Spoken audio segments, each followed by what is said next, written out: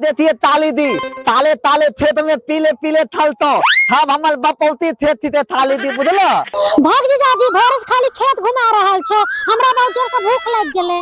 भूख लगा है तो टमाटर खाओ। टमाटर उमाटर हम नहीं खाबा, हमरा ले पिज्जा बर्गर ऑर्डर करो। पिज्जा बर्गर ऑर्डर कर दो, खेत में की पिज्जा बर्गर मिले की?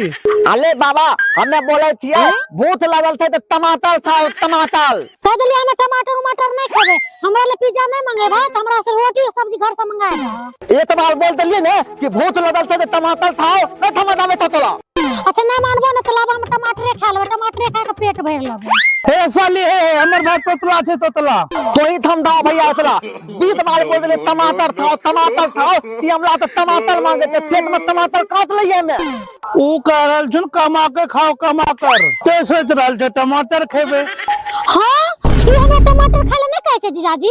बेचारा तोतला छे ओकर बात तो समझिए न रहल छे। हमें कहां से कमाए के खेबै, कोनो शहर थोड़न छे जे हम कमाए के खेबै। आ बहुत दिन के बाद हमर साली फेराम पड़ले।